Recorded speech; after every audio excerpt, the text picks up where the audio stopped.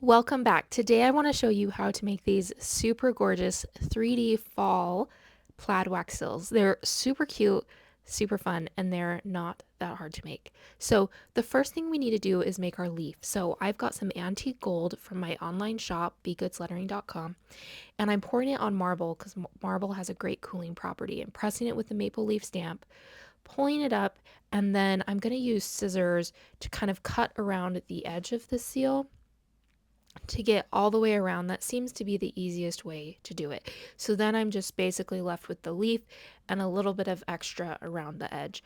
I'm going to go in with an X-Acto knife to get all those little details out. This part is definitely the most time consuming, but for me, it's worth it. It's so cute when you do this. Next step is to kind of curl this leaf. We want to make it look 3D so it's not flat. So I just used the end of an awl and wrapped my leaf around it and kind of rotated the direction that I did it. So all different directions just so it would kind of give it a 3D shape. And you can kind of see the difference here, the flat versus the 3D. It just adds some dimension when we're going to add it to our final seal. You could definitely use a different type of tool, a pencil, a pen, a paintbrush, anything like that.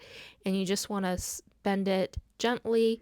But it's a thick enough wax, it's not going to break or anything, but it just adds this really fun dimension to it. Next, we need to make some color strips. So this is vanilla blush. I'm pouring a bunch out on parchment paper and I'm swiping it with an art spatula. Let it cool for 30 to 60 seconds and then take it off. And I'm doing this with 4 colors. So this is the nude wax from my shop. So you could definitely, these colors are definitely kind of fall for me.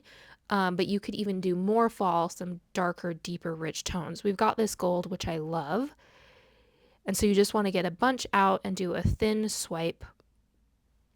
It's not too particular about how, you don't want it so thin that you can see through the wax, but you don't want it so thick that you have a hard time cutting it. And then this was the last one. This is Dusty Rose, which is super pretty.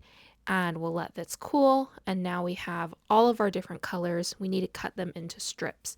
So these strips are like 1/16 of an inch, really thin and tiny, because when we add them to the wax, we want them to melt quickly. The thicker they are, the longer it's going to take to melt. So I'm just going through, I'm going to cut a little bit of each color so that I have a nice selection to do my plaid sills with. Next step is we want to go back to the marble and we're going to pour our white sealing wax, and then we want to place on the wax in a plaid pattern. So I did 2 vanilla blush and crossed it with the Dusty Rose, and you can see as it melts, you can see the wax kind of bends. Once it's all the way melted, that's when you can press it, and I pressed it with a blank oval stamp. Let it cool 30 to 60 seconds, remove the stamp, and you can use an art spatula to pull it off of the marble.